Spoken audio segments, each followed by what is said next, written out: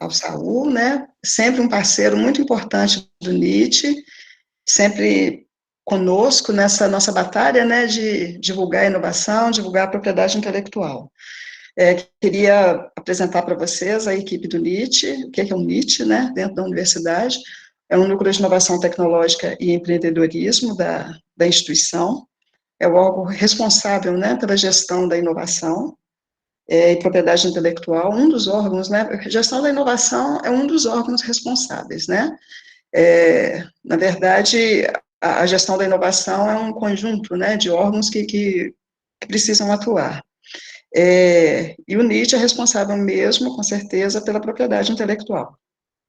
Nossa equipe hoje é composta, nós somos coordenados pela reitora adjunta de pesquisa e pós-graduação, que é a professora Renata, fazem parte da equipe a Nisiele, que é formada em administração, nós temos 4 bolsistas de iniciação científica, né, de áreas diferentes do conhecimento, e um estagiário, que é o Samuel, os 4 bolsistas são a Tamara, o Pedro, o Wallace, e esqueci, acho que um deles, esqueci o nome aqui no momento. E nós temos um bolsista também cedido pela FAPEMIG, no âmbito de um projeto que a gente desenvolve. Atualmente o bolsista é o Rafael, que é da área de ciências biológicas, né, da área de ciências biológicas, que nos auxilia na gestão da propriedade intelectual hoje, dentro do NIT. Agradeço aí a colaboração da Nisiele na formulação dessa apresentação. Nós pensamos num curso básico que pudesse ajudar na compreensão do que é a propriedade intelectual, de como que é a política de inovação dentro da universidade. Por isso a gente pensou em 4 módulos, né? O primeiro módulo seria um módulo introdutório, que daria uma visão geral do que é a propriedade intelectual, e os módulos seguintes, a gente pensou em falar dos aspectos da propriedade intelectual que mais interessam dentro da universidade. Essas áreas, aí vai ter um módulo sobre software e marcas, um outro sobre patentes, especificamente, e um 4º módulo sobre transferência de tecnologia.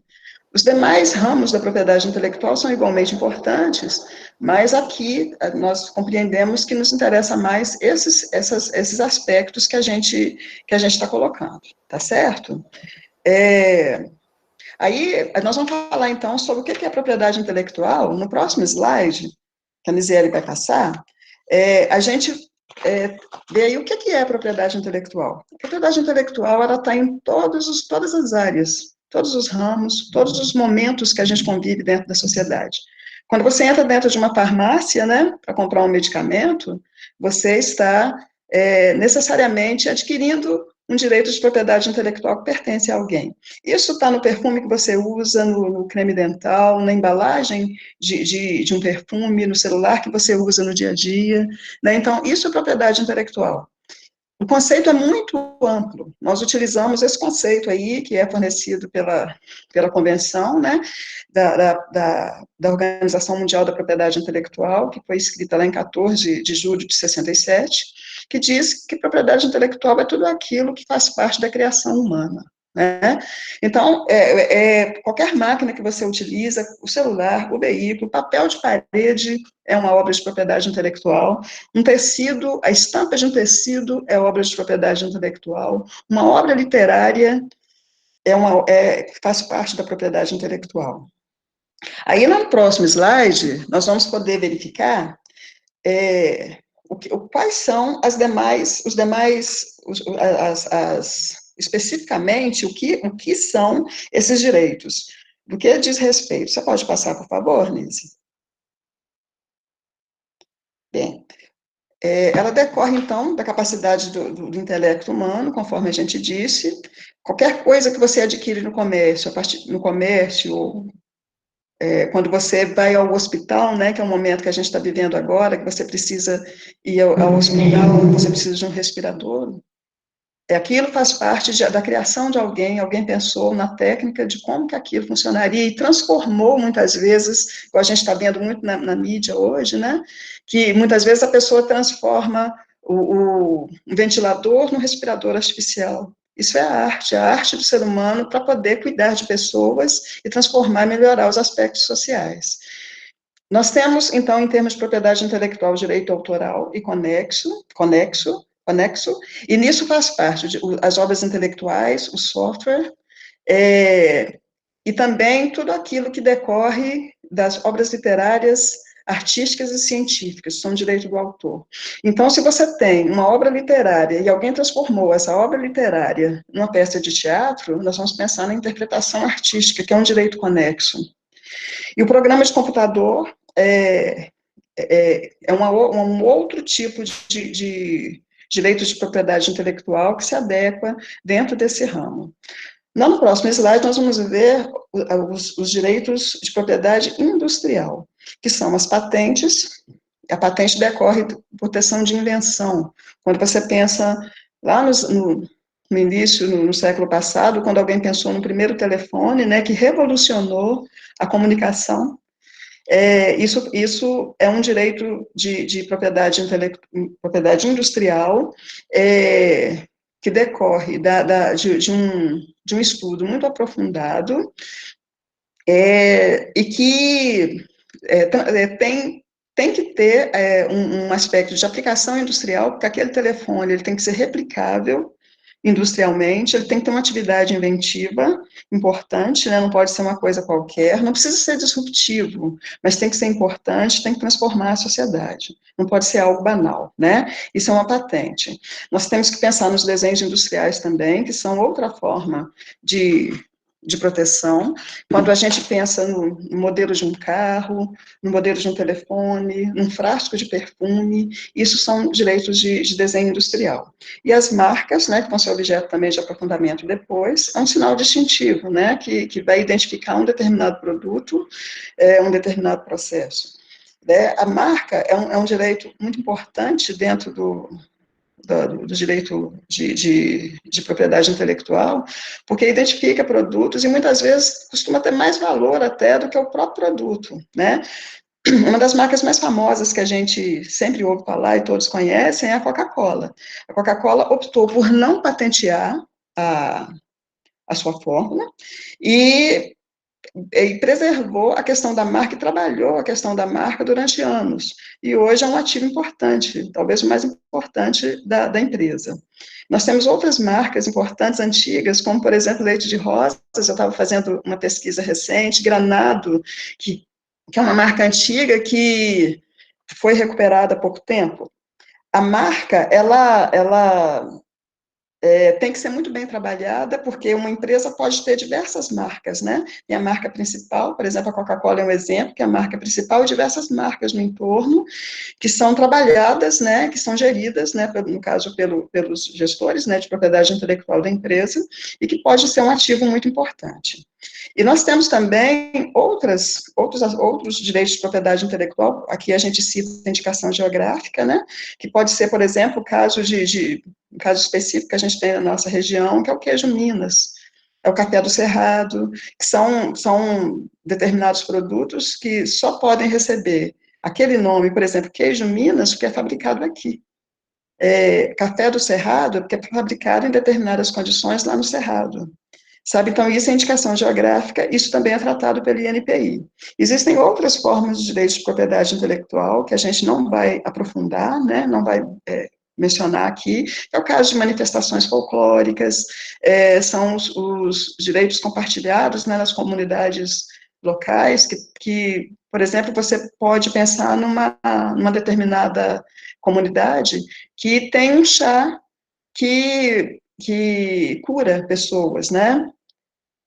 Então, tem uma vovó num determinado local que conhece o chá de lavadeira, por exemplo, que o pessoal fala que cuida dor de barriga, cura dor de barriga, por exemplo. Esse chá pode ser levado, essas folhas, né, podem ser levadas ao laboratório e se transformar numa patente. Aí você vai compartilhar os direitos com aquela vovó. Então, são os direitos compartilhados, né, os direitos tradicionais. Nós temos também as cultivares, que são novas formas, né, de plantas ornamentais, de produtos agrários, né, como a soja e outras sementes, que são desenvolvidas principalmente em universidades ou empresas, né, que pesquisam, né, a questão da agricultura, e isso é regulado pelo Ministério do Meio Ambiente e Ministério da Agricultura, e outros direitos, né, os principais que a gente tem são esses aí. O próximo slide, por favor, Nise. Bem, o direito de propriedade intelectual, como eu disse, eu dei aquela classificação, né, aquele conceito, né, mais genérico. Cada país tem a sua legislação em torno disso, né? Existem os direitos gerais, que são geridos pela Organização Mundial da Propriedade Intelectual, geridos por ela, ditados por ela, mas cada país, obviamente, tem a sua soberania, né, e vai criar suas leis para poder sistematizar, né, esses direitos.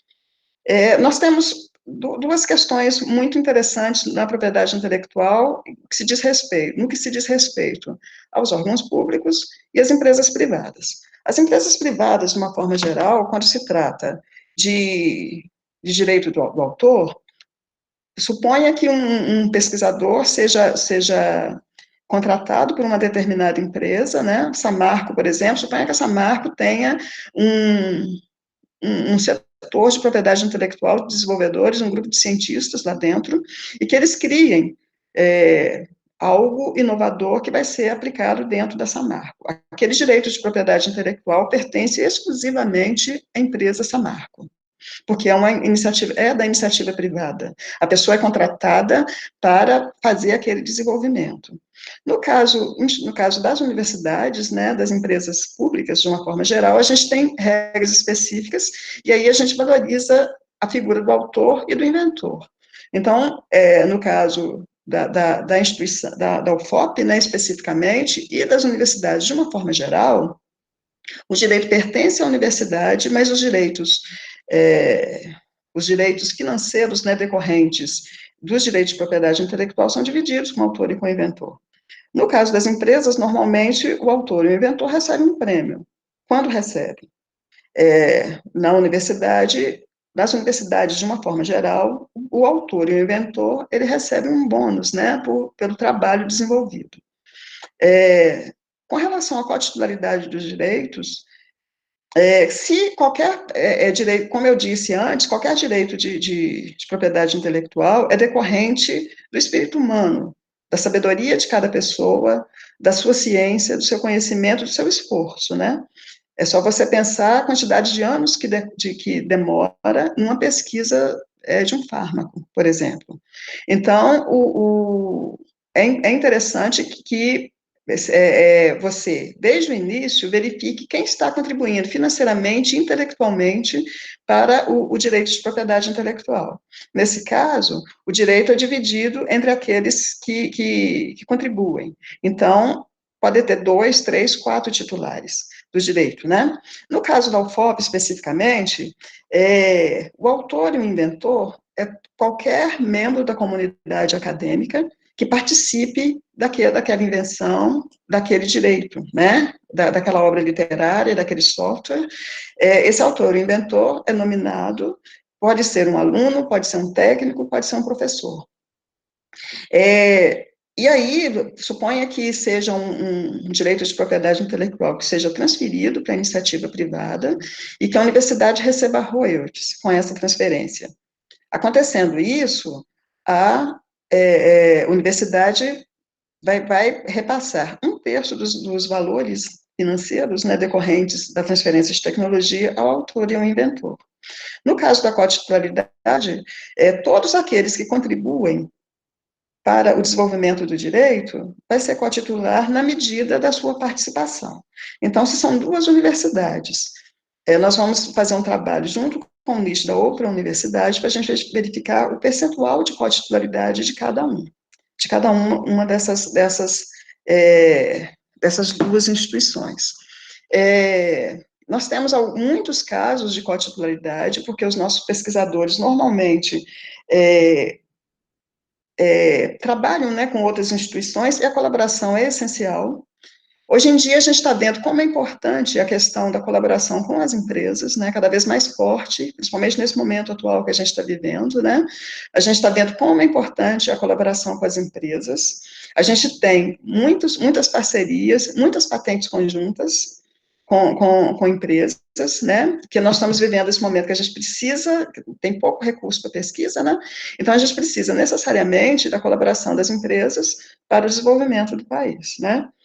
E, assim, sobre o momento que a gente está vivendo, a gente consegue perceber, né, gente, como a ciência é fundamental, importante, como ela foi deixada de lado durante algum tempo, né? E hoje a gente está conseguindo perceber como que nós poderíamos ter avançado muito mais e poderíamos estar passando por essa questão da pandemia de uma forma muito mais tranquila, se nós tivéssemos investido um pouco mais em ciência, se nós dependêssemos menos de importações, né, de insumos do exterior, né? A gente está vivendo esse momento que a gente está conseguindo perceber dentro da universidade como é possível a gente se reinventar, né?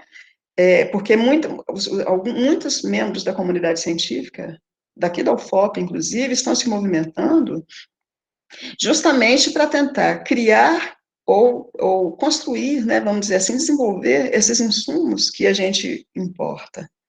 Como que a nossa comunidade está se esforçando para ter soluções para essa pandemia, né, como novos respiradores, monitores, máscaras, né? Então, eu acho que mostra muito, né, essa situação que a gente está vivendo, como é importante o investimento na pesquisa, né? Eu acho que isso é indubitável e eu acho que fica de lição mesmo, né, para todos nós, essa questão. Aí lá no próximo slide, por favor, Nise, a gente vai ver as dimensões da propriedade intelectual. Qualquer direito de propriedade intelectual é por tempo certo, nenhum deles é ad eterno, né? Cada um deles a legislação vai dizer qual o tempo de cada um, a patente é válida depois de concedida por 20 anos, sem direito à renovação. A marca são 15 anos, são 10 anos, e é possível renovar. O direito do autor é um direito de 70 anos após a morte do autor, né? Então, cada um deles vai ter, na legislação, o tempo certo de cada um. Cada direito tem um tipo de proteção definida, né?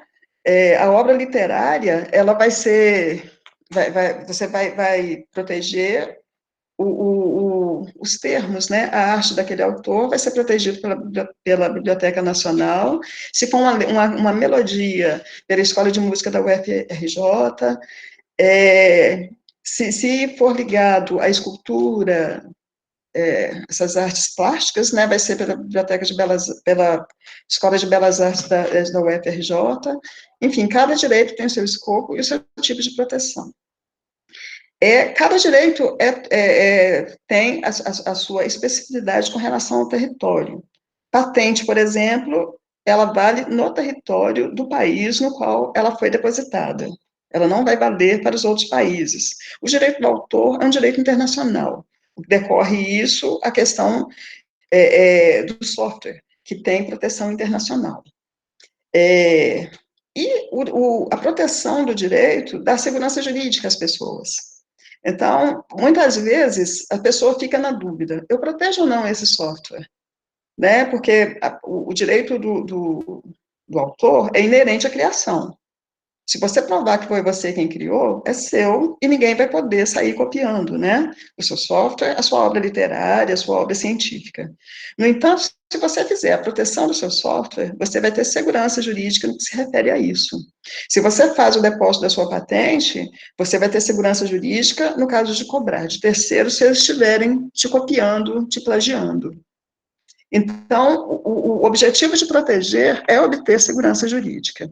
Existem custos para isso, no caso da universidade, ela arca, né, com os custos da proteção dos seus direitos, e o NIT dá o apoio necessário, né, para que esses direitos de propriedade intelectual continuem, sejam mantidos, né, ao longo do tempo. O próximo slide, por favor, Nise. Bem, eu falei disso tudo com vocês, que são os direitos de propriedade intelectual de modo geral, né, dando uma visão muito geral de tudo. Como eu disse antes, todos esses direitos, né, de propriedade intelectual são obras de criação, existe o interesse de proteger por motivos econômicos mesmo. Você não tem que fazer a proteção de uma pesquisa só por proteger. Você tem que fazer essa proteção visando a transferência dessa tecnologia e o retorno financeiro, né? Por causa disso, a partir de 2004, tornou-se obrigatório que cada universidade, que cada ICT pública, né, seja em qualquer nível, tivesse o seu núcleo de inovação tecnológica estabelecido e apto para gerir os direitos de propriedade intelectual, desde dentro da universidade. Essa regra, né, de obrigatoriedade se fortaleceu em 2016 com uma nova política nacional, né, de propriedade intelectual, que veio pela Lei 13.243, de 2016, isso é o decreto, né, o decreto é 9.283, de 2018, aí tornou obrigatório que a universidade, qualquer universidade, tivesse a sua política de inovação para que pudesse participar de editais de fomento. Recentemente, a gente teve um exemplo interessante disso, que foi uma proposta, né, para que as universidades se candidatassem a ter uma unidade Embrapi, e dentre as exigências estava a de que aquela universidade tivesse uma política de inovação aprovada e em execução. Então, isso aí realmente, desde 2016, a gente estava com essa obrigação, né, de ter a nossa política de inovação, e isso foi feito ano passado, né, a gente tem uma política de inovação aprovada através da CEP 2174. O nosso núcleo de inovação tecnológica, ele foi constituído antes da obrigatoriedade da lei, a gente está constituído desde 2001, né, e a gente tem um papel aí de gerir os ativos de propriedade intelectual, disseminar a cultura de propriedade intelectual, intermediar relações, né, de propriedade intelectual. A gente faz contato com os órgãos, né, congêneres, né, que a gente tem, e a gente tenta orientar a política de inovação. No próximo slide, a gente vai ver como que se dá o caminho da PI e como que nós, lá do NIT, estabelecemos o nosso trabalho, né? Quando a gente tem que fazer a gente recebe uma demanda de um pesquisador, né, pela proteção de um ativo, a gente vai fazer uma busca de anterioridade, inicialmente, né, para a gente verificar se é protegível, se não é protegível, se vale a pena manter o segredo de negócio, ou se vale a pena fazer o depósito de patente, porque muitas vezes é interessante você guardar o segredo, entendeu? Do que você fazer a proteção, porque, como eu disse, a proteção com patente é por tempo certo, né? Aí, dentro dessa busca que a gente faz, a gente verifica se tem outros direitos que podem ser protegidos, como marcas, como softwares, né? A gente pode aconselhar a proteção de um desenho industrial, né? E, no caso disso, a gente faz essa busca para ver se é protegível ou não. A gente vai verificar se a tecnologia existe, se existe alguma diferença, se vale a pena proteger, ou se vale a pena o professor, muitas vezes, guardar o segredo de negócio e explorar por si mesmo, através de uma empresa, ou licenciar o know-how, né? Isso é caso a caso que o NIJ avalia, né, através da sua equipe. A Nisiele tem trabalhado ativamente, né, na manutenção e desenvolvimento de um formulário de patente que a gente tem. Esse formulário de patente, ele foi criado uns anos atrás e vem sendo melhorado constantemente pela Nisiele e pelos bolsistas que trabalham mais diretamente com ela. Esse formulário é muito importante para a gente, porque aí o professor vai nos responder, né, nos informar qual é o direito de propriedade intelectual que ele desenvolveu. A gente faz uma entrevista, né, com esse pesquisador que está interessado na proteção, e a gente decide conjuntamente sobre esses direitos, né? A gente sempre aconselha aos pesquisadores que nos procuram, e em todas as apresentações que a gente tem chance de fazer, que os professores mantenham e apliquem nos seus laboratórios um termo de sigilo e um caderno de laboratório. O termo de sigilo é fundamental porque são dados, né, importantes que têm que ser guardados, as 7 chaves, para que não quebre a questão da novidade de um possível pedido de patente. E o caderno de laboratório é fundamental para ver, para a gente verificar quem realmente trabalhou no desenvolvimento daquele ativo de propriedade intelectual.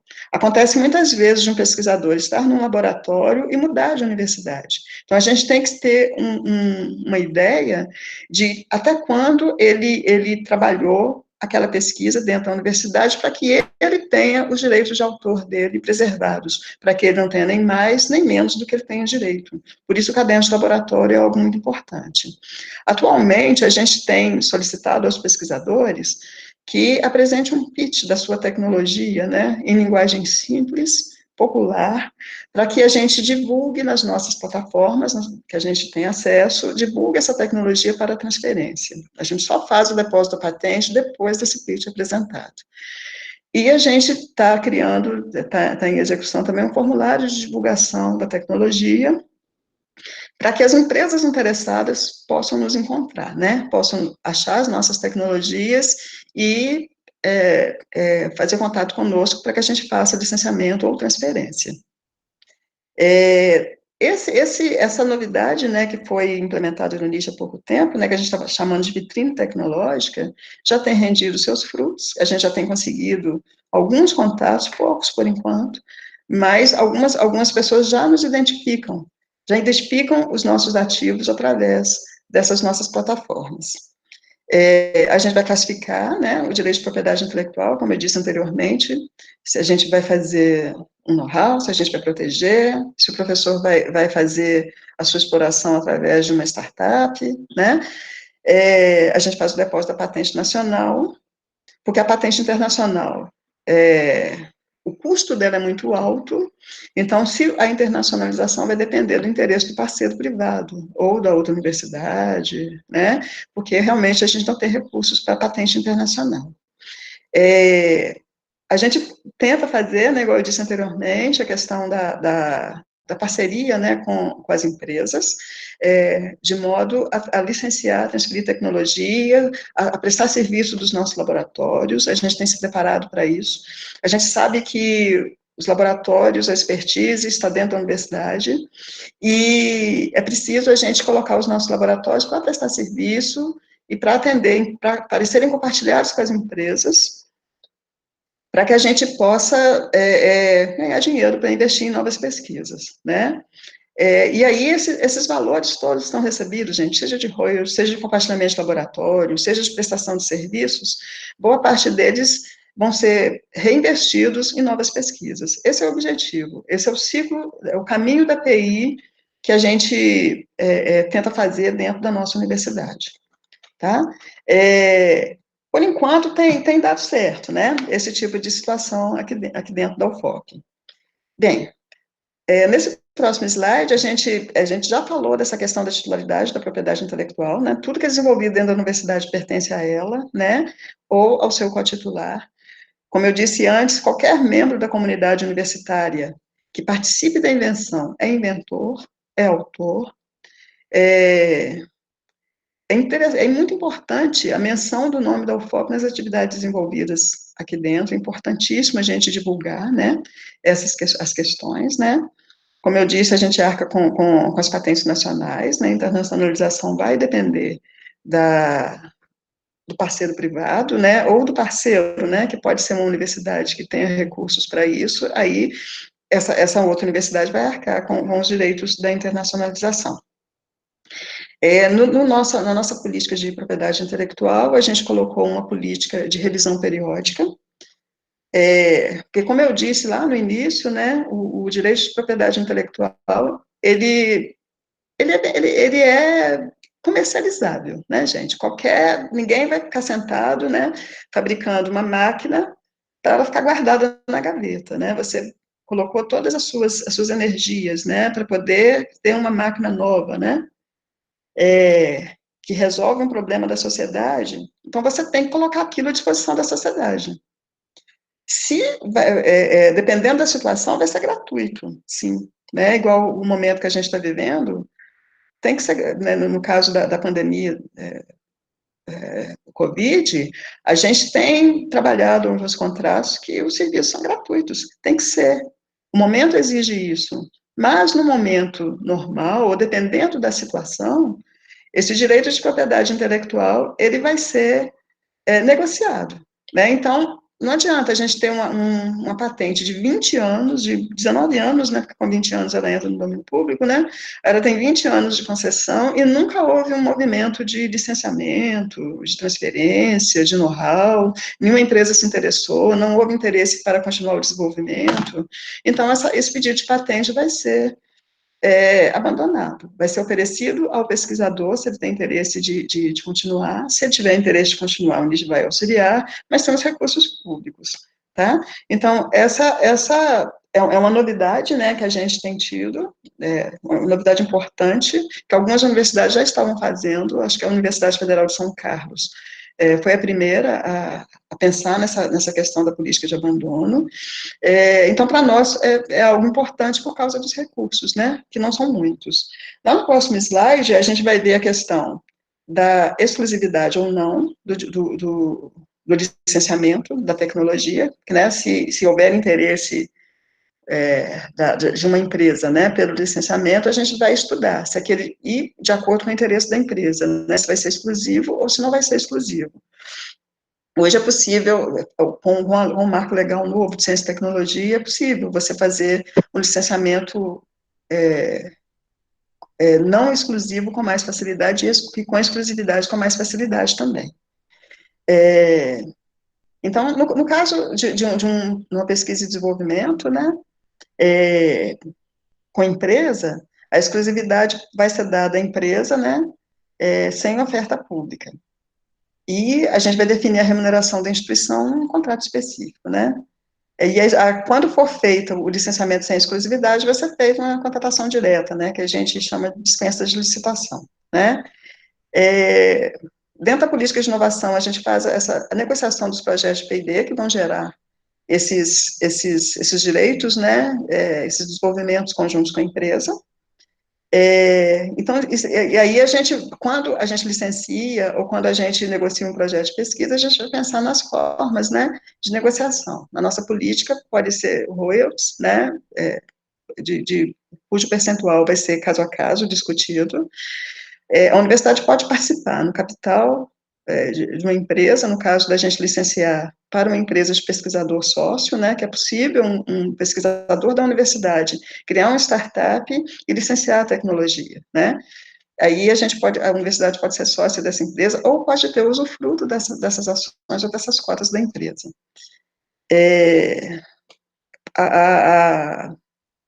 O novo marco legal de ciência e tecnologia definiu que é possível o licenciamento e a transferência para empresas de pesquisador sócio, que era algo que as universidades sofriam muito com isso, já acontecia, mas existia umas discussões, né, em torno de conflito de interesse, né, mas hoje a lei é muito clara nesse sentido. E é possível a gente licenciar para empresa incubada e compartilhar laboratórios com empresa incubada, atualmente. No próximo slide, a gente vai falar com vocês da questão da divisão dos recursos, dos royalties, dos ganhos econômicos com propriedade intelectual. Esses ganhos econômicos podem vir do licenciamento de know-how, do licenciamento de patentes, licenciamento de softwares, licenciamento de marcas, né? E aí a gente divide, né, um terço para os inventores, conforme a lei, é o máximo que a lei permite, e a universidade fez a sua norma, né, dando o máximo que a lei permite, 2/3 vem para a universidade. Esses 2/3 para a universidade era nosso desejo já colocar na política para onde esses recursos iam, porque a nossa norma antiga já previa qual era o percentual da unidade, o percentual do laboratório, o percentual que reverteria para a PROP, mas a gente teve que segurar um pouco isso por causa de discussões, né, que a gente vai ter com a diretoria de orçamento e finanças, porque eles dizem que hoje não é possível, sabe, você fazer esse carimbo, né, das receitas que entram dentro da universidade. Mas a lei de inovação, o Marco Legal de Ciência e Tecnologia fala, né, claramente, que as universidades têm que se organizar de modo a reaplicar os recursos vindos com projetos de inovação com o financiamento da pesquisa. Então, mais cedo, mais tarde, a gente vai conseguir fazer isso. Pode até demorar, mas nós somos teimosos, né? Então, a gente vai continuar batalhando em cima disso. Lá no próximo slide, a gente fala do compartilhamento de laboratório. Próximo slide, por favor, Nise.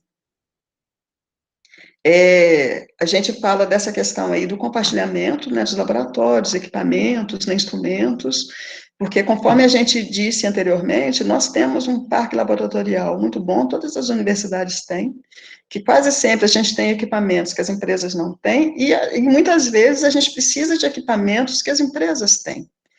Então, é muito interessante a gente fazer esse compartilhamento, né, e no caso do compartilhamento de laboratório da universidade, dos seus instrumentos, dos seus materiais, né, do seu capital intelectual, é preciso que a gente tenha um contrato, é preciso que tenha normas internas daquele laboratório a ser compartilhado, né.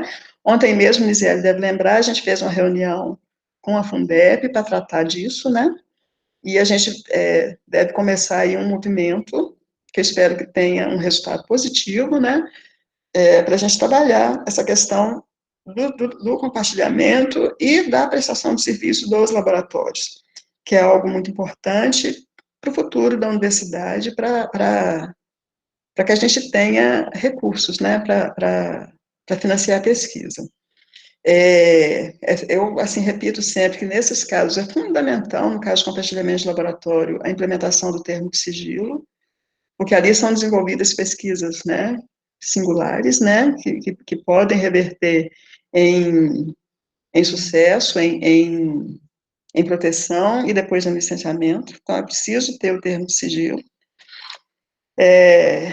assim, estabelecido dentro dos laboratórios, né, e a permissão do uso do nosso capital intelectual, né. A gente está escrevendo uma norma nova que vai substituir a norma interna que a gente tem, né, de trabalho com fundação e das exceções, né, ao regime de dedicação exclusiva, para essa questão aí do uso do capital intelectual da instituição, para que os professores, né, pesquisadores possam contribuir, né, com o desenvolvimento da sociedade. Isso o Marco Legal de Ciência e Tecnologia permite, e é importante que a universidade tenha regras muito claras, né, para que, de forma legal e segura, a gente possa fazer o compartilhamento, a permissão de uso, e que os professores possam prestar serviço fora, né, da universidade. Concluindo, lá no próximo slide, e no próximo também, por favor, Nise, a próxima, Nise, por favor. A gente volta aqui novamente nesse caminho da PI, né? Esse slide aqui foi criado pela Tamara, uma das nossas bolsistas. Ele repete o que a gente falou lá no início do caminho da PI, né? É você estar na sala de aula, com seus alunos, no seu laboratório, até você chegar num documento de patente para que você ganhe dinheiro, seja com a patente, seja com o know-how, né? Ou que você transmita esse conhecimento, que você licencie de forma gratuita, né? Esse licenciamento, muitas vezes, pode se dar através de assessoramento a pequenos grupos, né? Por exemplo, a gente teve no passado a proteção de uma cepa, né, para a produção de cachaça de alambique. Eu me lembro que o professor responsável dava assessoramento a pequenos alambiques, de forma gratuita. Isso, para mim, é uma forma muito importante de licenciar a tecnologia. O que não pode, de jeito nenhum, é que essa tecnologia fique engavetada, né? O conhecimento precisa fluir, né? E aí, você produzindo, você vai melhorar os índices, né, do seu laboratório, os índices da universidade, e você vai ter condição de refinanciar as pesquisas, né? Esse é o nosso objetivo. Bem, a apresentação que a gente preparou para hoje era essa. Nós pensamos numa apresentação bem bem simples, né, vamos dizer assim, bem básica, né, para poder atingir de forma interessante a todos. Se alguém aí, eu estou vendo aí, tem pessoas aí de diretoria de inovação, certamente essas pessoas têm muita condição de contribuir também. Se tiver alguma pergunta aí, se essas pessoas, né, qualquer um de vocês tiver interesse de responder ou de contribuir, fica à vontade.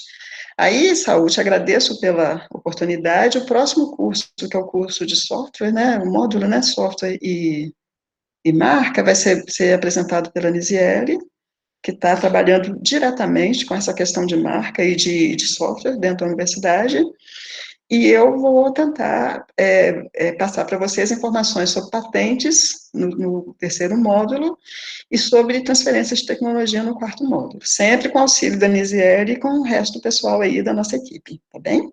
Obrigada. Eu queria parabenizar o Saúl. O Saúl faz trabalhos muito legais, né? Agora está com um trabalho interessante aí, né, Saúl, com relação aos idosos, né?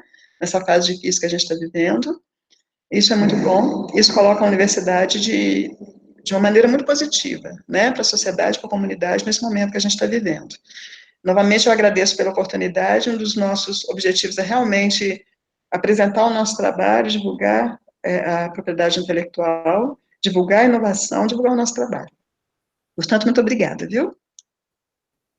Eu espero que tenha atendido a vocês, pessoal. Isabel, nós que agradecemos a sua apresentação. Se você quiser manter sua câmera, mantenha, por favor, porque nós temos perguntas e aí eu vou passar aqui. Bom, o que aconteceu? Tivemos, ao longo da apresentação, algumas perguntas e uma inscrição do professor Elton. Não sei se teve alguma outra, né? Mas, a princípio, sim. Então, vamos começar por essas que nós já temos. Primeiro, teve uma pessoa que perguntou se vai ser disponibilizado algum material em PDF ou apresentação usada, né? Na verdade, a gente vai colocar o vídeo no canal, vou divulgar para vocês. Possivelmente vocês, inclusive, receberão esse vídeo no link da agenda que foi enviado. E, Isabel, se puder colocar o PDF, a gente também faz essa disponibilização, tá? Pergunta aqui do Josemar Coelho Félix. Quando é realizado projetos que não são remunerados, como devem ser as atitudes do autor para proteger a sua obra? O autor tem algum custo? Se o Josemar quiser, inclusive, abrir o microfone para poder complementar a pergunta, pode ficar à vontade, Josemar.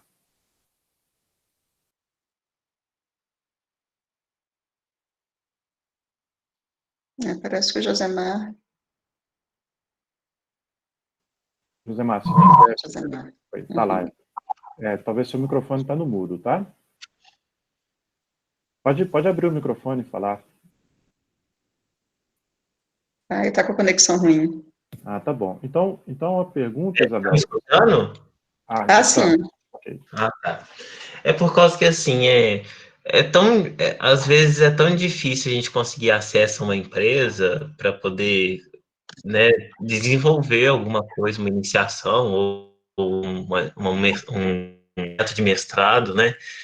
Porque, de um jeito ou de outro, ainda a distância entre a universidade e a empresa privada, ao menos assim, ao meu ver, ainda está muito grande. Dá igual, eu iniciei meu mestrado agora, eu até gostaria de fazer um projeto lá onde eu fiz estágio, sabe? Mas eu sei que não tem condições de remunerar. Como que funciona quando a gente quando no meu caso sai que tem habilidade de gerar alguma coisa, algum software, mas a empresa não tem condições de pagar. Como que funciona esse relacionamento de propriedade intelectual? Entendi. Nesse caso, se você não está sendo contratado, Josemar, você está fazendo o seu mestrado aqui na UFOP? Isso. Tá. Quando você tem um contato com a empresa não te remunera, o direito é seu, a menos que você faça uso de dados da empresa, materiais, né? Se você tiver uso de dados, materiais, é interessante que desde o início você faça um acordo com a empresa para garantir o percentual desses direitos, tá? Que você guarde sigilo também daquilo que você está desenvolvendo, entendeu? Assim, se você está fazendo estágio, pelo que eu estou entendendo, né? Na empresa. Eu, E aí, eu fiz estágio, oi? eu fiz estágio na empresa. Pois é, aí você já fez, né? E você Não usou tem. materiais e dados da empresa?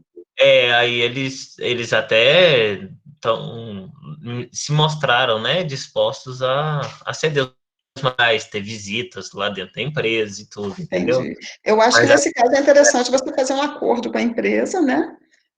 Um acordo formal. Se você precisar da ajuda do NIT, pode procurar o NIT, que o NIT te ajuda nesse sentido, de você fazer um acordo com a empresa de garantir, né? Quem tem direito e quem não tem, entendeu? Que aí, no caso, seria a universidade, você e a empresa que seriam os titulares desse direito, tá bem?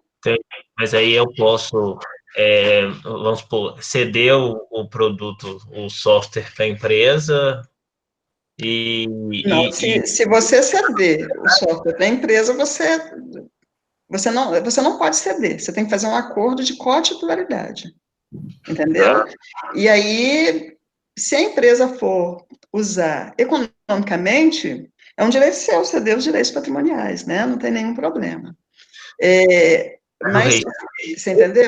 Isso é uma questão caso a caso que você tem que decidir, tá bem?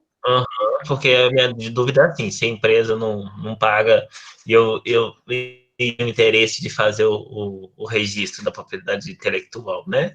Eu consigo fazer pela UFOP, mesmo a empresa não Consegue, entende? consegue. Só como uma forma, assim, de registrar que aquilo foi invenção minha, e se caso algum dia for a empresa quiser alterações naquele software, ela ter que, né, consultar a Precisa universidade. da licença sua e da universidade. Uhum. Então tá bom. Então, muito obrigado, viu? Não é nada, que é isso. Ok. A próxima pergunta que nós tivemos aqui, foi do Rafael Iannini. Rafael, se não me engano, inclusive é aluno da computação, né? A pergunta dele é, no caso da produção de um software, como manter a proteção de sua criação após o tempo certo da patente? Rafael, se quiser abrir o microfone, pode abrir e complementar a pergunta. Vamos só tentar ser todos nas perguntas um pouco mais rápidos para que a gente possa abrir oportunidade a mais pessoas. Bom dia, pessoal. Vocês conseguem me ouvir direitinho? Sim, tá ótimo. Não, joia. Obrigado. É porque a minha conexão é um pouco ruim mesmo. Então, na verdade, a minha pergunta é porque, por exemplo, no meu caso, a gente pensou em uma ideia que teria potencial para ser desenvolvida, a ideia de um software. Então, a minha dúvida é a seguinte, como eu não sabia disso, por sinal, né? Como foi explicado aí, parece que as patentes, elas existem um tempo certo para cada uma delas. Então, suponha, por exemplo, que para a criação de um software é 2 anos. Como que eu faria após esses 2 anos para continuar protegendo a minha criação? Existe algum risco de perda de propriedade, algo nesse sentido? Acho que a dúvida foi mais essa. Se vocês puderem responder. Tá, existe uma situação, é o seguinte, patente é patente, software é software, são direitos diferentes. Você vai ter uma patente se o seu software trabalhar embarcado numa máquina ou se for possível aplicá-lo industrialmente, entendeu? Só nesse sentido que você vai ter uma patente de software, e a patente vale por 20 anos. O software, você vai fazer a proteção dele e ele vai ser seu, enquanto você mantê-lo protegido, entendeu? Sabe? E aí, eu vou interferir. São 70 anos. Semana que vem vai ser a apresentação do software. Só estou interrompendo para falar. São 70 anos a validade. Isso. Obrigada, Nise. E aí, entende? Aí são direitos, assim, distintos. Você entendeu? Patente é patente, software é software. E aí, se você fizer a proteção do software lá no INPI, conforme a Nise vai explicar para você na próxima semana, o direito é seu, você pode modificá-lo e ir trabalhando com ele, e se alguém te copiar, você vai poder confrontar essa pessoa judicialmente ou notificá-la, entendeu? É um direito. Tá? Perfeito. Muito obrigado, viu, gente, pela resposta aí. Uhum. Obrigado, Rafael. A próxima pergunta nós tivemos do Ricardo André Fiorotti Peixoto. Desculpa, Ricardo André, se eu falei errado o seu nome. Mas primeiro ele parabeniza você, Isabel, pela excelente apresentação. Obrigada. E a pergunta é, nos deixe saber como a UFOP suportaria pesquisadores e a criação de startups. Ricardo, se quiser abrir seu microfone para complementar a pergunta, fique à vontade. Isabel, parabéns. Olá, professor. Bom dia. Nós realmente precisamos estar mais em contato com o NIT e com todas essas informações que você está trazendo. Parabéns também ao Della Brida pela gestão de todo esse processo. Na verdade, a minha pergunta é muito simples e muito direta mesmo, né? A gente desenvolve algumas tecnologias na pós-graduação na universidade, na UFOP, e temos dificuldade em transferir as tecnologias, né? Você é parceira nossa nesse dilema, e eu tenho visto nos últimos dias a possibilidade da criação das startups como uma viabilidade, né? Uma forma de levar essas ideias e colocar isso para fora das bancadas do laboratório. E como é que o NIT suportaria a gente nisso, uma vez que eu sei que a UFOP tem uma estrutura de startups, mas me parece muito tímida e me parece, talvez, assim, pouco incentivada, né, pela administração. O NIT poderia suportar a gente nisso? Sim, professor. Na verdade, recentemente, nós iniciamos, né, um entendimento, né, um movimento, vamos dizer assim, dentro do NIT, para a gente, pelo menos, ter uma normativa simples, uma portaria, né, uma normativa mais simples, para a gente começar a apoiar e, pelo menos, saber quem são essas startups. Porque, de fato, a gente sabe que existem algumas startups, mas muitas vezes a gente nem tem conhecimento direto o que faz. Algumas a gente fica sabendo por terceiros que elas existem. Então, é muito importante a gente iniciar esse trabalho. Na verdade, esse trabalho com relação às startups, ele tem que ser, digamos assim, coordenado pela incubadora de empresas, né, que seria o órgão mais adequado para isso. Mas a incubadora de empresas ainda está em fase de reestruturação.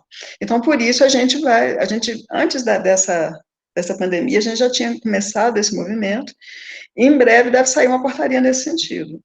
O que a gente divulga sempre é que qualquer pesquisador que tem interesse em promover uma startup, ou seja através de licenciamento ou não, seja através de know-how, da maneira que for, deve procurar um NIT, que dentro do que a gente puder, a gente procura ajudar, sabe? Mas, com certeza, de futuro, vai ter uma estrutura melhor para isso, porque é necessário, é fundamental. Tá bem? Tá certo. Bom, muito obrigado, viu, Isabel? E precisando, então, pode procurar a gente, viu? Eu faço isso com frequência. Tá legal, um abraço. Obrigado. Até mais. Até mais. Obrigado, professor Ricardo. O Ricardo é professor, correto? É professor lá da Escola de Minas. Ok, obrigado, professor, pela pergunta. Agora nós temos aqui do professor Elton, que é meu colega no departamento de computação. O professor Elton tem duas perguntas. A primeira é, no caso de uma metodologia de treinamento para atletas, dúvida de um amigo que ele tem, que é técnico de basquete. Professor Elton, eu vou deixar aberto o microfone para você fazer a pergunta. Ele tem duas, essa é a primeira, a segunda está um pouco mais relacionada com criação de cursos, direitos sobre isso, né? Eu vou deixar o professor Elton fazer as perguntas. Tá bom. Obrigado, Saul. Isabel, parabéns. Muito obrigado pela apresentação. Bom dia, professor. Bom dia. Então, essa primeira pergunta, na verdade, é de um amigo que ele gostaria de estar participando, mas ele está nos Estados Unidos com lá, então ele acho que não conseguiu acordar. Pediu para perguntar, no caso ele está até na NBA agora como técnico assessor do Utah Jazz, e ele metodologia, ele é daqui de Belo Horizonte, um cara assim sensacional nessa área de educação física. Ele desenvolveu para saber como que ele faria para patentear essa metodologia. A dúvida seria nesse sentido: existe isso, uma metodologia de treinamento? E aproveitar para fazer a propaganda também. Ele vai dar uma palestra hoje à tarde lá no no laboratório de saúde virtual, né? Bacana. Mas, normalmente, metodologias não são patenteáveis. Metodologias de treinamento não são patenteáveis, não.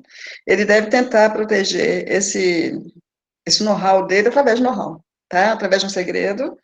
Se ele conseguir criar um software, a gente tem um caso na UFOP de metodologia relacionada a esporte, sabe?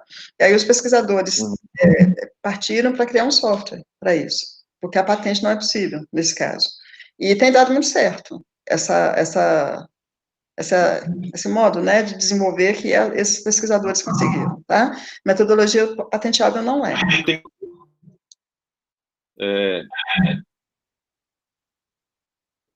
Tá ruim, né? Você sabe quem que é o nome, você lembra? Do outro projeto? O projeto é o projeto Atletas de Ouro, já está protegido tanto a marca quanto o software. Atletas de Ouro, são professores lá do Departamento de Educação, da Escola de Educação Física.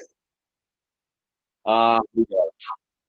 Professor Francisco Ótimo, Zacaron. Isabel, essa informação vale ouro para mim. O professor Francisco Zacaron é o líder da pesquisa. Tá ótimo, obrigado. Sim, pois nada. O Saul, pode fazer essa pergunta já, de uma vez? Pode à vontade, Elton. A segunda pergunta, Isabel, é essa questão da pandemia, né? Nós, no Departamento de Computação, a gente está, assim, já tentando antever, né, o que vai acontecer na volta das aulas. A gente sabe que não vai ser a mesma coisa que antes, né? Alguma coisa vai mudar aí, né, nesse cenário de educação. E aí cada um está meio correndo para um lado, né, procurando se informar. E eu, no caso aqui, eu estou em Belo Horizonte, eu procurei uma empresa que ela ajuda nessa questão da confecção de um curso online. Então, estou pensando em pegar parte de um conteúdo de alguns cursos meus. Então, eles ajudam na questão da roteirização, da gravação, né? Uma coisa mais profissional, porque também fazer vídeo, né, de aula não vai prender os alunos, né? Um vídeo assim grande sem uma boa apresentação, esse tipo de coisa. Só que eles ganham eles monetizam em cima do número das compras dos cursos. Eu falei com eles, não, mas eu não quero fazer curso pago, né? Eu sou funcionário público, quero deixar o curso gratuito e tal. Então, tomei num impasse, assim, sem saber, porque eles falaram, não, mas a gente ganha em cima de compras de curso. Então, que caminho que você vê, assim, para essa questão da educação? Como que a gente poderia correr atrás? Se o SEAD vai ter, não sei se você tem contato com o SEAD, eles vão ter, acho que a demanda vai aumentar muito, né? O próprio FTI. A gente está um pouco perdido. Eu acho que essa pergunta é meio, pelo menos assim, em nome do departamento, eu acho que a gente está buscando soluções para isso aí. Sim, é uma questão que a gente está tentando resolver através de um contrato de prestação de serviço, que seria uma prestação de serviço nesse caso, né? No seu caso específico, né? Aí a gente está tentando resolver através de um contrato de prestação de serviço, que a universidade contrata uma fundação, e aí, através dessa fundação, realiza todas as prestações de serviço relacionadas ao Covid, entendeu? É possível, como a empresa dificilmente vai fazer algo, né, dificilmente, né, empresas, né, eles têm, então, são formas diferentes de ver o mundo, vamos dizer assim, né, e aí é possível, sim, você doar, né, o seu trabalho, e, no caso, a empresa cobraria e a fundação pagaria a parte da empresa, seria essa forma que eu vejo para resolver essa questão, uma prestação de serviço. Pois é, mas será que vai ter dinheiro para isso? Tem, sempre tem. Em outros casos, a gente tem conseguido resolver. Eu acho interessante você procurar o NIT depois. Eu vou passar o e-mail depois. A Nise podia escrever aí, fazendo um favor, Nise, no chat, o e-mail do NIT, e aí você faz contato conosco e a gente tenta te ajudar. Então tá, Isabel, muito obrigado, viu? Ok. Obrigado, professor Elton.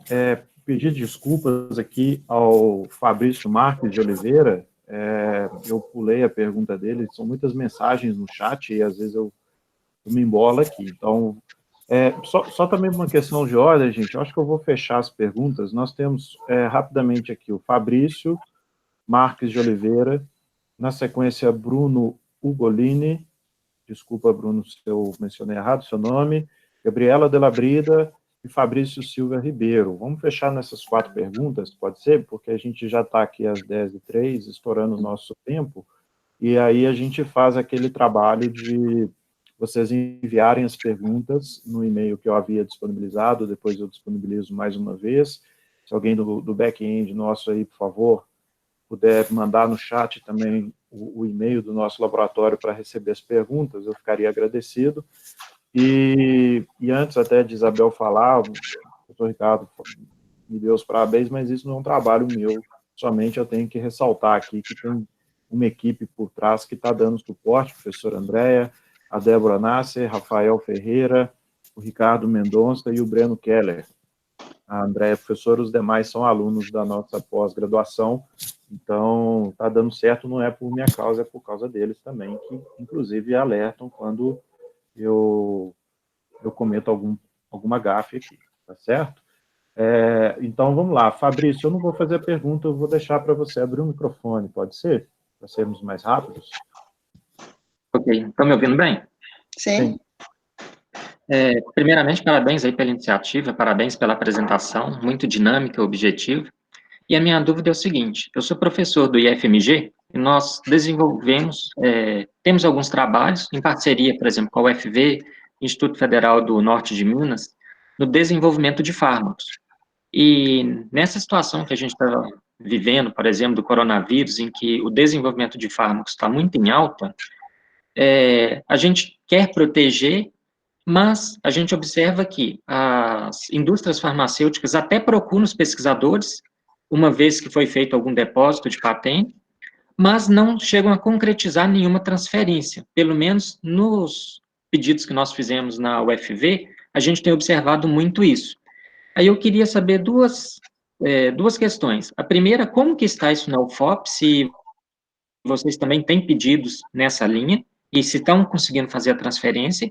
E a segunda dúvida é a seguinte, em que momento seria mais adequado a gente realizar esse pedido? Porque normalmente a gente faz o pedido logo no início que a gente viu que uma determinada molécula já deu um resultado bem promissor, bastante positivo, no ensaio in vitro.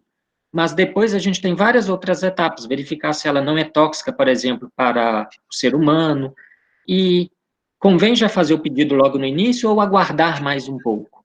Muito obrigado. Ok. Bem, bom dia, professor. Aqui na UFOP a gente tem muitos pedidos de patente da área de fármacos. A biotecnologia é a área que tem sido a área que mais nos demanda com relação à proteção, historicamente. O licenciamento de tecnologia nessa área é muito difícil, porque são normalmente pesquisas muito caras, né?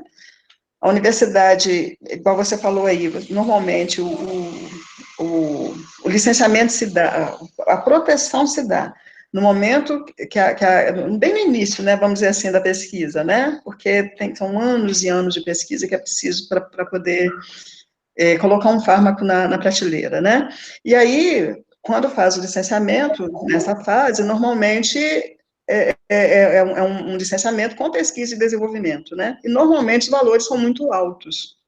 Então, o licenciamento é quase sempre muito difícil. Nós temos um pedido de uma patente concedida já, que nem que é relacionado a machismo bovina, que quer dizer, não é humano, né, é animal, que a gente fez em conjunto com a Embrapa. A gente tentou todos os meios possíveis para licenciar com o apoio da Embrapa, e não conseguimos. Olha que é um pedido de patente concedido internacionalmente. A gente tem um caso de sucesso, que é uma vacina, mas é também veterinária, que é para leishmaniose, né? Que, no caso, a gente fez licenciamento de know-how. O correto seria fazer a proteção de uma patente só quando você tivesse uma certeza maior, né? Quando você tivesse mais pesquisas. No entanto, quase sempre as universidades não têm condição de manter a pesquisa da escala, da bancada do laboratório para frente, né? Por isso, normalmente, se faz o licenciamento, a proteção nessa fase para tentar parceria com a empresa depois, né? Então, é dessa maneira mesmo que a gente faz aqui. O ideal seria patentear quando tivesse já os testes mais avançados. Mas, infelizmente, como quase sempre a gente não tem os recursos, e quase sempre é muito difícil você manter o sigilo, né, dentro do laboratório, e é necessário publicar, né? Então, por essa razão, o pessoal sempre faz a proteção realmente nessa fase aí que você está dizendo que é a fase laboratorial, né? A bancada laboratorial, para tentar parceria para os demais testes com a empresa depois, através de um licenciamento com pesquisa e desenvolvimento, entendeu? Entendi. Muito obrigado pelo esclarecimento. Parabéns aí pela apresentação. Obrigada.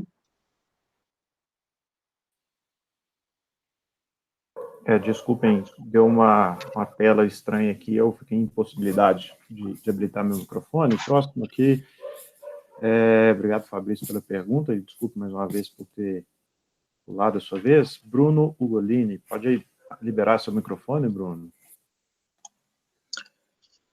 Bom dia. Bom dia. Isabel, parabéns, excelente apresentação, muito esclarecedora já nesse início. Eu queria contribuir um pouco pela vivência e um pouco do que a gente está tentando aprender em instituições privadas, que isso ainda engatinha ainda muito mais lento, e eu queria entender um pouco de como que uma instituição privada ela pode recorrer a uma certa assessoria, se essa assessoria ela acontece direto com o INPE, ou se a gente conta com outros parceiros até nesse processo. Bruno, você pode contar com o NIT, sim, se precisar, pode fazer contato conosco, a Nisiele colocou o nosso e-mail aí, no chat, né? Então, pode fazer contato conosco, nós somos uma família, né? Essa questão da propriedade intelectual, nós nos auxiliamos mutuamente, né? A gente tem, inclusive, em Minas Gerais, a Rede Mineira de Propriedade Intelectual, que a gente se apoia, né? Então, pode procurar o NIT sempre que você precisar, que a gente vai estar aqui à disposição, tá bem? Tá ótimo, obrigado. Ok. Ok, próxima pergunta, Gabriela Delabrida, ela manifestou ali que não quer abrir o microfone. Tá bom, eu faço a pergunta, né? Curiosamente, a Gabriela tem um sobrenome igual ao meu, é porque é minha prima, né? Então, a pergunta de Gabriela é o seguinte: aos 70 anos de proteção do software e os 20 anos de proteção às patentes, é possível algum outro tipo de proteção ou automaticamente as invenções cairão em domínio público? Bem, no fim da proteção da patente, cai em domínio público, sim.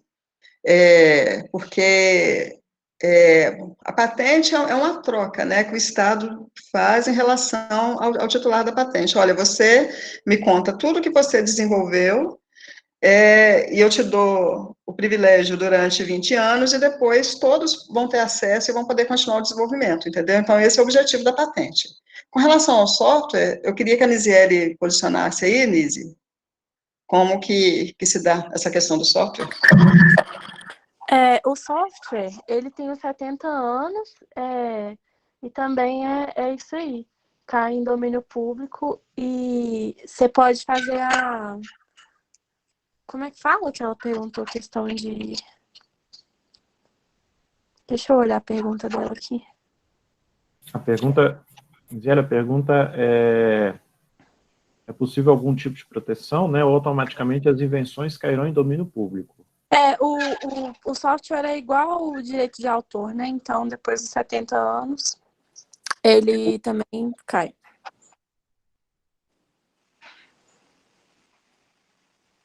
Ok. Então, vamos passar aqui para a nossa última pergunta do encontro de hoje, do Fabrício Silva Ribeiro. E só lembrando, pessoal, após fechar essa última pergunta, peço que não saiam para que a gente possa fazer uma conferência dos nomes que nós não identificamos durante a apresentação, para que possamos verificar se esses nomes estão aí, e a gente vai seguir aquela regra de presença que nós combinamos lá no início do curso. Então, a pergunta do Fabrício prezados, bom dia. Tem uma dúvida. Oi? Desculpa. Ele falou que agora está funcionando. Fabrício. Ok. Então, vou abrir para você, Fabrício, fazer a pergunta.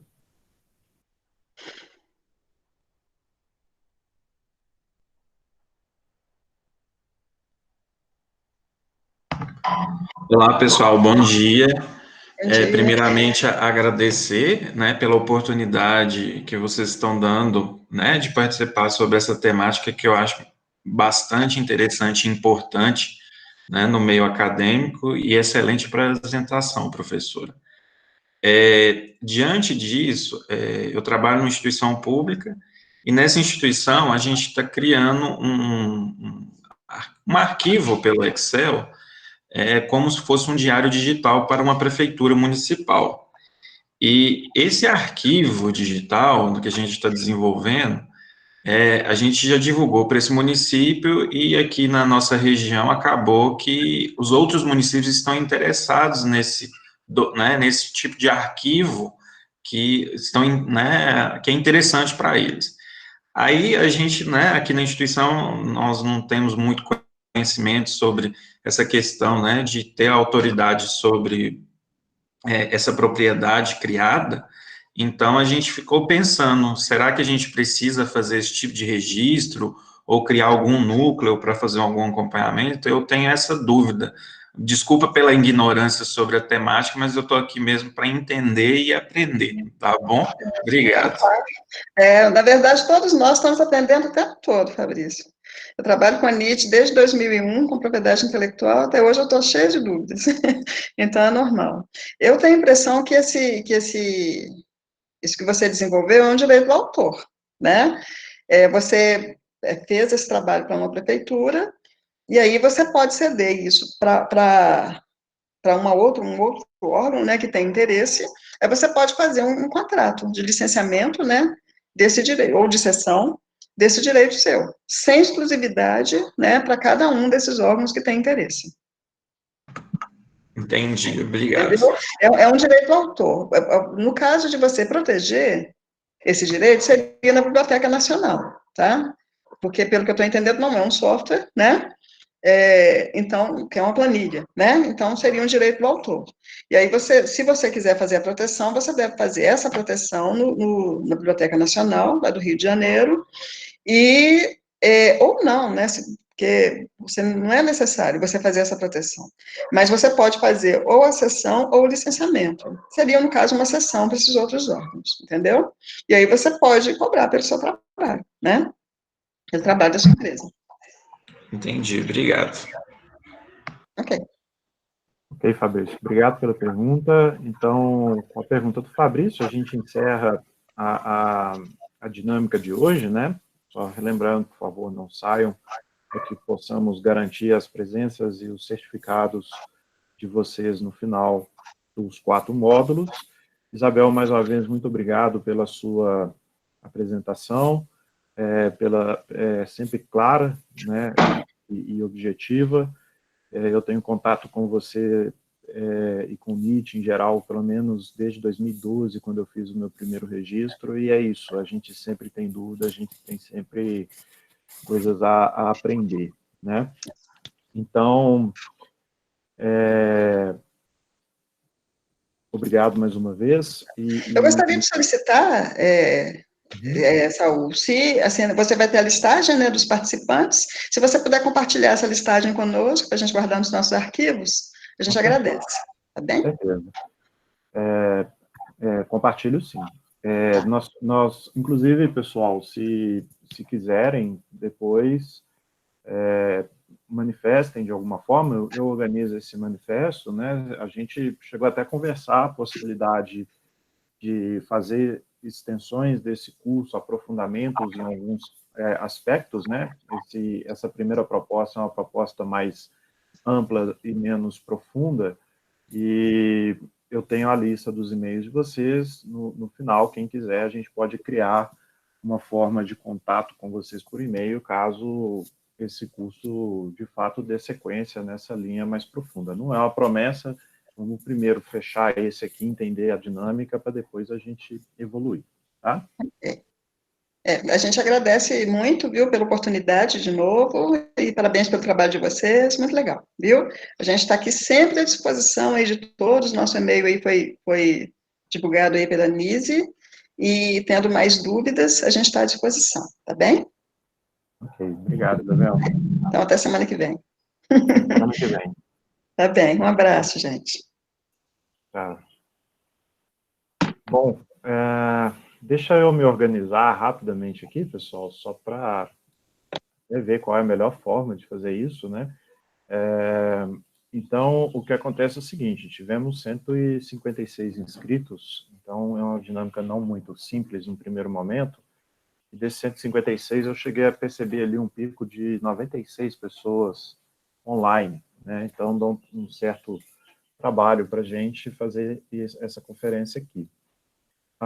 Eu vou fazer o seguinte, talvez eu vou falar aqui alguns nomes que a gente não conseguiu identificar, e se a pessoa estiver, por favor, manifeste pelo chat, e aí a equipe que está me dando suporte aqui vai me auxiliando nessa conferência no chat, tá bom? Vamos lá, Adrian Gabriel, não conseguimos identificar, Alana Fernandes, Ana Flávia de Souza, André Luiz Vieira, Ângelo Ferreira Assis, Beatriz Santos Cardoso Oliveira, Caleb Patrício Ferreira, Cássio Eduardo Gonçalves, Christian Gianelli da Silva, Silene Alves Salmaço Brandão, Salmaço, desculpa, Clara Luísa Alemar Ribas, Cleberson Marcelo dos Santos, Christian Kelly Amaro de Oliveira Daniele, Daniel Queoma, Danilo Santos,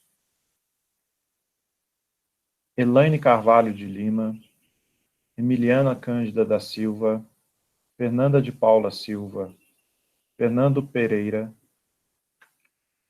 Françoane de Oliveira Dias,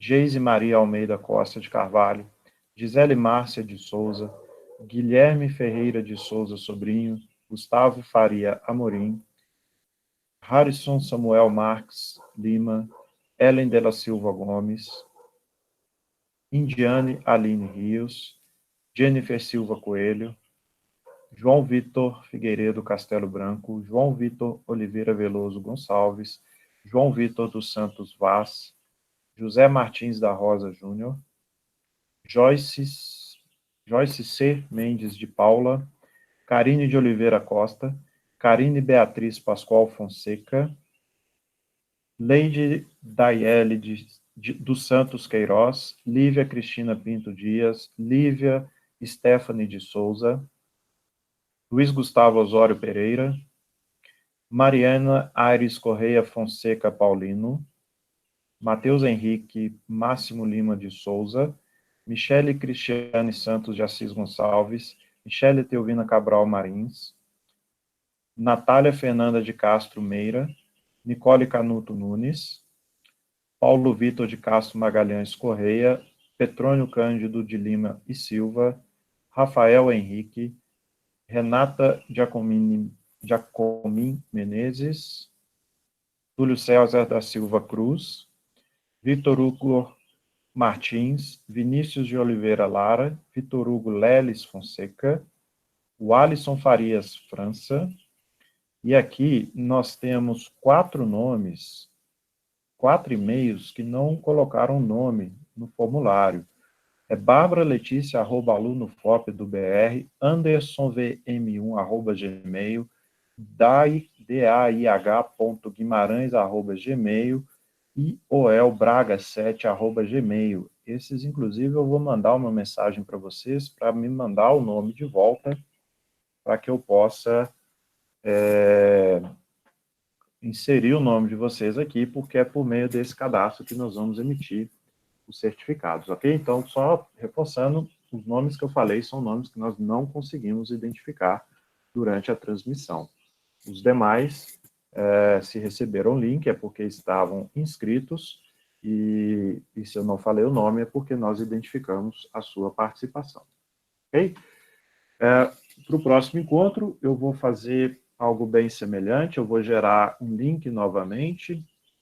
Por que eu tenho feito dessa forma? Porque se esse link se espalha e entra pessoas que não estão inscritas, essas pessoas podem retirar a possibilidade de quem se inscreveu, considerando que a ferramenta tem uma limitação de 240 pessoas. Apesar de nós tivermos tido hoje 90 pessoas, um pouco mais de 90 pessoas participando, a gente sempre quer ter algum controle para garantir alguma organização e a participação de todos que se inscreveram, tá? Então, farei da mesma forma, um pouco antes da apresentação, eu mando para vocês na agenda os links para que vocês possam entrar, ok? Quem tiver também sugestões, pode me mandar naquele mesmo e-mail que nós colocamos ali no chat, o mesmo e-mail de perguntas, só se puderem colocar, né, se for pergunta, no cabeçalho, lá no nome da mensagem, é uma dúvida, se for uma sugestão, separa para a gente se organizar melhor também. Muito obrigado a todos e tenham aí uma boa sexta-feira, um bom fim de semana e até semana que vem.